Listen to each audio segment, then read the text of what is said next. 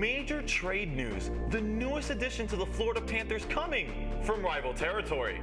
Representing Florida, a new indoor soccer league has a new team. Sideline coverage from Orlando. And stepping in the ring, a local boxing league hosts their 20th fight in Hialeah. All of this and more coming up on the Sideline.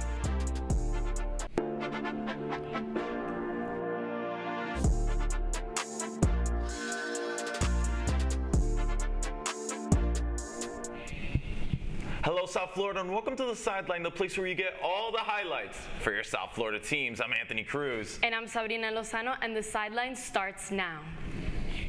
It was reported Friday that the Panthers were acquiring the Boston Bruins captain Brad Marchand for, get this, a conditional first-round pick. Anthony, it's safe to say the Panthers walked out of the trade deadline with the most shocking move of the year. In Bill Zito we trust, and you're right, Sabrina, this is probably the last player you'd expect to see in a Panthers jersey.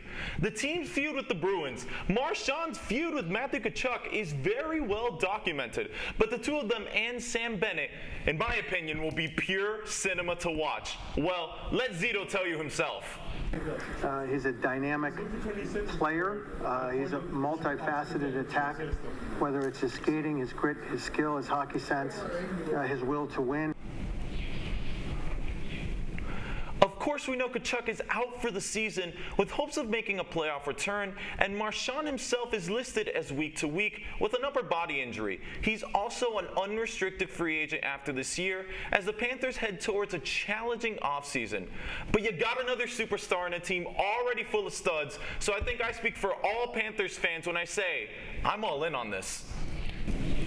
It's ironic the Panthers play on the ice because they are on fire. Newly acquired goalie Vitek Vanacek stole the show in his Panthers debut, stopping all 21 shots for a shutout. AJ Greer, Anton Lundell, Sam Bennett, and Carter Verhage are the ones who lit up the bank. The Sabres, battling injuries, couldn't crack Florida's defense, who have allowed only one goal total in the past 4 games, which hasn't been done since Tampa did it back in the 2020-2021 season. This game resulted in a 4-0 win, and the Panthers continue to be the powerhouse at the top of the league. They face off the Boston Bruins tomorrow night. And a team that's actually ice cold. The Heat's loss on Saturday to the injury-riddled 10th-seeded Chicago Bulls at home was the culmination of what has been a nightmare stretch for the team. Their blown 11-point fourth quarter lead was the 6th time they've let a team come back on them in the fourth quarter in its last 7 losses. They have blown 15 double-digit leads this season, and the Heat are still well in play-in territory, and Coach Bo is still trying to rally his guys to make a late-season push. Today was a regression, for one night. We have the competitive character. We're going to bounce back. We're at our best when it doesn't matter what's going on. We can defend and get multiple stops, and that kind of fuels our offense, fuels our confidence. Now, Sabrina, the Heat do have an opportunity for a get-right win when they face the 14th-seeded Charlotte Hornets tonight, and they need it. Their late-season schedule features a gauntlet of playoff teams. And the road to Huntsville, Alabama is officially over as both the FIU men and women's basketball teams play their first game in the Conference USA Tournament this week. The women's team will take on the Western Kentucky Hilltoppers on Thursday in the quarterfinals. The two teams split their season series.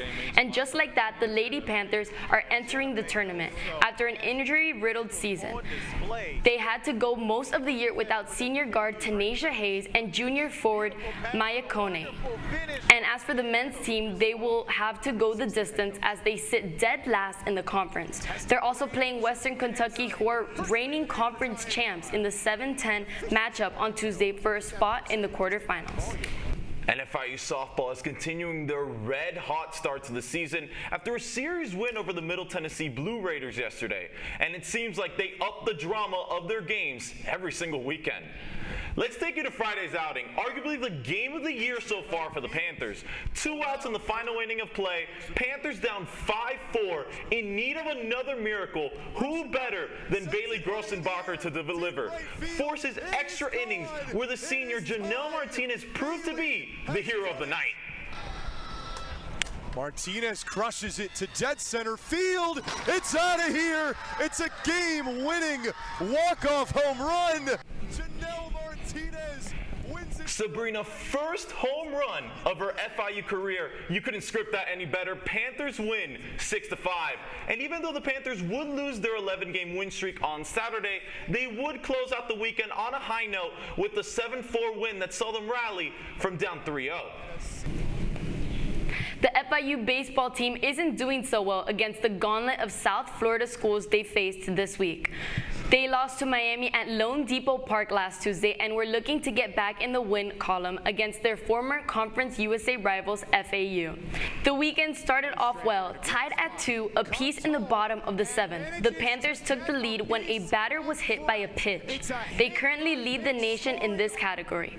Standout freshman Cole Cleveland then brought in 2 runners with the bases loaded. Alex Ulloa mounted the lead to 5 shortly after. The Panthers struck first in the battle for South Florida with a 7-3 win. But FAU would get the last laugh, notching 2 tight wins against the Panthers in Boca on Saturday and back in Miami yesterday. Inter Miami picked up a hard-fought 1-0 win over Charlotte FC yesterday, keeping their strong start to the season. The only goal of the match came from Tadeo Allende in the 46th minute. The game had its fair share of drama, with Miami's goalkeeper getting a red card, forcing the team to hold on with 10 men. With this win, Inter Miami continues to build momentum early in the season.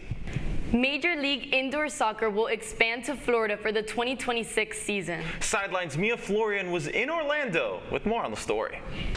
Major League Indoor Soccer has expanded to Florida for the first time ever with their newest team, Athletic Orlando. After dominating at the Division I level, Athletic Orlando is now stepping into new territory, Major League Indoor Soccer, making them the first team in Florida to do so. Oh, this is huge for the club, because it shows everyone out there the amount of work and effort that we're putting out there and the development in the players, and that we're adding an extra component to soccer, which is indoor.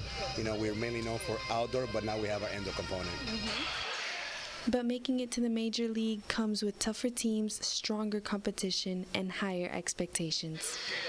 Oh, the level of competition has definitely stepped up higher. It's a lot higher than we're used to, what we've been playing in years past, playing the defending champion, the Cleveland Crunch. And we gave them a good game. We didn't win, but we certainly got a lot of respect. The players know that to make a name for themselves in the MLIS, it's not just about skill, it's about mindset. The discipline that is behind signing the contract, the sacrifices that you have to do, everything starts in your mind. The moment that you are not really into it mentally, there is no way your body will follow, right? So I think mentally, the moment that the team, the boys, kind of like grew up on that mentality prospect of being a pro, is when things change for us. Now that they've made it so far, they plan to stay. So the goal is to continue to work, stay, keep our feet on the ground, and understand that this is going to take a lot of work to compete, and not only compete and also to be able to make it to continue growing as an organization, to grow in the league as well. With a new league and higher stakes, Athletic Orlando knows the road ahead isn't easy, but they've proven that they belong and they will make a mark. The team will start their official MLIS season in December of this year. For Caplin News, Mia Florian. Sabrina, a new discovery has been made, and that's Fort Lauderdale's United FC, which is South Florida's first professional women's soccer team, and it's making a name for itself. They took on Tampa Bay Sun FC in their 3rd edition of the Florida Derby, and Sideline's Nicolette Esper got a glimpse of their celebration of International Women's Day. All right, listen up, South Florida. If you're looking for a new sports team to root for, I got you covered. Fort Lauderdale United FC is the newest team in town and the only women's professional soccer team. Right behind me, they're currently facing off Tampa Bay Sun, their in-state rivals, for a matchup that they call the Florida Derby. But tonight's game is not just about a game of soccer. It's about empowerment and community as they celebrate International Women's Day. Fort Lauderdale United FC makes history as South Florida's first professional women's soccer team, inspiring fans and athletes alike. Since their August debut, the team has been on a mission to empower young athletes and unite the community, all through the power of sport. They continued that legacy in a thrilling match against their in-state rivals, Tampa Bay Sun FC. The team delivered a performance that showcased skill, determination, and the unwavering spirit of women's sports. The game ended in a 1-1 draw, marking the third time these two teams have tied this season. Shania Gordon, a key player who notched the assist on Fort Lauderdale's lone goal. It was really good to start the tempo early. So just to solidify who we are as a team and stuff and get that goal, I think that was important. The game held extra significance as it fell on International Women's Day. The team during halftime honored the woman on the Broward County Advisory Board, and they also had fans of young girls who came out to support them. I feel like it's just a little conversations that we have with them, just giving them our autographs or taking a picture. It means a lot to have them come here and look up to us. After speaking to many members of this organization, it's clear this team is for the community. You can catch their next game home on March 22nd or watch them anytime on Peacock. For now in Fort Lauderdale, reporting for Sideline, I'm Nicolette Esper. And now it's time for our favorite segment here on the Sideline, our biggest W's and L of the week. Sabrina, what we liked, what we didn't like this week. Start us off. Okay, so my biggest W for this week goes to FC Barcelona. They have been building some serious momentum and they haven't lost a single game since the start of the year. A huge part of their success is their Brazilian winger, Rafinha. He has been in incredible form with 20 goal contributions this season. As well, their young stars like Lamine Yamal and Pedri have been stepping up big time. With this type of consistency and talent, I think they've got a good shot at winning the Champions League this year. I would agree with you, but as I've established on this show, I'm a big Real Madrid fan, and my dub has to go to the NBA, Shai Gilgeous-Alexander, and all I have to say, Sabrina, MVP that man. After everyone was talking during the week about Nikola Jokic's 30-20-20 game and the Nuggets having momentum towards the end of the season, Shai said, okay, cool, here's a 40 bomb, his 11th of the season. And with all the conversation around how tight the Western Conference is, I don't think it's talked about enough that OKC is currently, wait for it, 12 games ahead of the second seed, despite their second best player, Chet Holmgren, missing some time, and just easily took care of a team they very well might see in the Western Conference Finals. They face off again tonight, so let's see if OKC and Shai can take care of business for 2 nights straight. Okay, so everyone knows Inter Miami has been on fire to start the MLS regular season, but let's talk about the red card situation in their last game. Losing your starting goalkeeper in a game like that could have been a disaster. They were lucky to hold on and still come out with this win, but it wasn't a good look. Now they'll be without their #1 keeper for the next match, and that's gonna hurt. Discipline matters, and you can't afford those kinds of mistakes, especially this early in the season when you're trying to build consistency. So that's why Inter Miami gets my biggest L of the week. And my last thing in the NBA is LeBron James's groin injury against the Celtics is such a big blow to the team. Luckily, it seems that the injury isn't as serious as the one he suffered in 2019, as he is only listed to be out for 1 to 2 weeks. But it is still such a huge blow because Luka and Bron were on such a roll, finally figuring out how to play together. And like I said in my dub, a couple of games in the West could be the difference between where they are now in the second seed and just outright losing home court advantage. It's time to go to break, but don't go anywhere because here's what's next on the Sideline.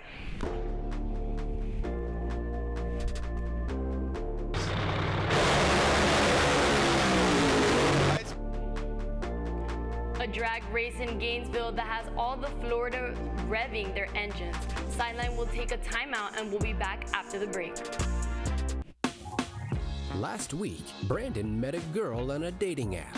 One day after work, he finally found the courage to ask her out. No answer. He started to panic. Was he being too pushy? Maybe it was too... Hey, sorry I didn't respond. I was driving. I would love to go on a date. How does tonight sound? Brandon tried to play it cool, but inside he knew. A girl so smart, so responsible. She must be a keeper.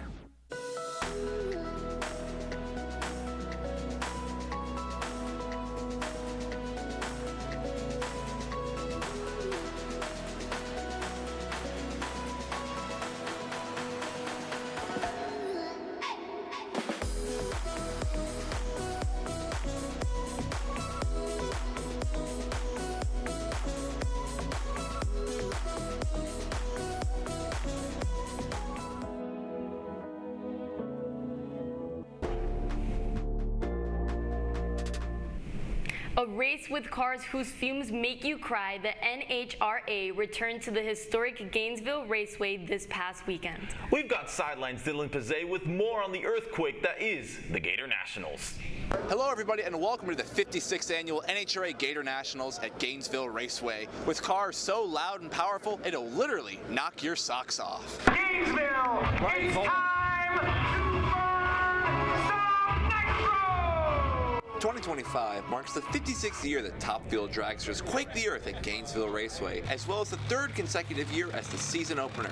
While most NHRA drivers are older veterans, Bobby Bodie just graduated from ASU and has been driving his nitro-funded car at over 330 miles an hour for years. It's been a pretty awesome transition going from studies to racing 300-mile-per-hour cars. I think the heat's the equalizer out here, so you know it takes all those high horsepower cars and brings them down. So I'm hoping on Sunday here it's going to be hot or no rain, especially. I saw rain in the forecast, so hopefully it's hot and you know that'll give us a better chance. While most spectators are focused on the awe-inspiring nitro classes, the battle for the pro stock car win saw KB Titan teammates Greg Anderson and Dallas Glenn battle all weekend, culminating in Sunday's final round matchup between the pair, with Dallas Glenn taking the victory. We wanted to go up there and try to throw one down, and Greg's got a little bit more aggressive than mine did. We come out here to Gainesville, we qualify KB Titan cars 1 through 4. All that hard work that the Edgy guys did over the offseason really paid off. With the rained out Saturday and showers for the early stages of Sunday's race, you'd think that pedal fests and tire shake would be the norm for the weekend, but as eliminations progressed, so did the track, leading to a Top Fuel final for the ages. Sean Mangan and Brian Hughes in that Atlanta team. They were a powerhouse team, bro. They dropped low ET. Once we got through the first round eliminations and we came back, the track just definitely made a turn for the better. And you can see one of those ETs that we did in that final round. The NHRA Gator Nationals featured 3 days of virtual sellout crowds. If you want to come next year, get your tickets early. As always, Gainesville Raceway at the second week of March. For Caplin News, I am Dylan Pizzet. A story all the way from Gainesville. You can see Sideline is taking over all of Florida. But screams, gloves, and bells could be heard over the weekend in Hialeah as the local boxing league, Dade Street Boxing, hosted their fight. The event had 9 different fights and featured boxers of varying skill levels and weight classes. Sideline's reporter Emily Gonzalez attended the fight and has more with the story.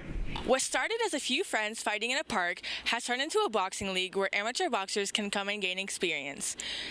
Dade Street Boxing is celebrating their 20th fight and is planning on hosting many more. Right now, I'm standing outside the scene where the fights will take place.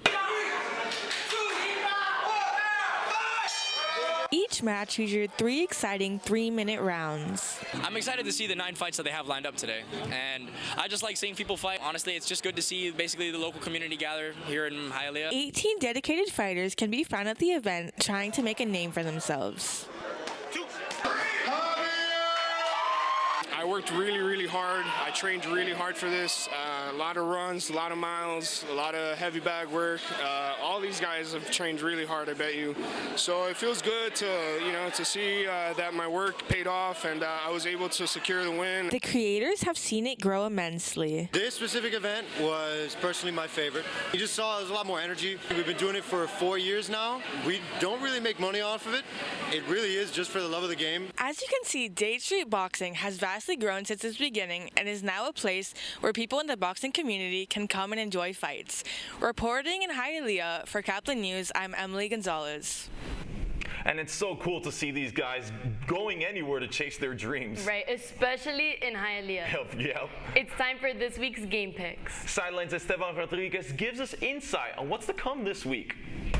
Hey guys, let's get into it. The Miami Heat play the Charlotte Hornets tonight and things haven't been looking great for the team. However, the Hornets only have 15 wins this season, so the Heat should have it in the bag. But as we know from earlier, a lead does not mean anything for the Heat until the clock hits 0. Next up, we got Inter Miami versus Cavalier. We just played Cavalier without Lionel Messi and beat them 2-0. It is unclear whether or not Messi will come back from a workload management, but if he does, the chances of him defeating the Jamaican team should could come easier. Finally, we have the most anticipated match on the ice rink since last Friday. After the blockbuster trade, the Panthers will face Marchand's former team. These two teams have a very heated past, and now that the Cats have taken their captain, things should be interesting to watch. But of course, I'm taking the Panthers because even without our star player Matthew Tkachuk on IR, our defense should be enough to get us the win against the Boston Bruins. That'll do it for now. I'm Estem Rodriguez, and back to you guys in the studio. Just a reminder that if you want to keep up with updates, fun segments, and more from our crew, you can follow our Instagram for all things Sideline. Follow us on sideline.caplin. And that's it for today. I'm Anthony Cruz. And I'm Sabrina Lozano. Thank you for watching, and we'll see you next time on The Sideline.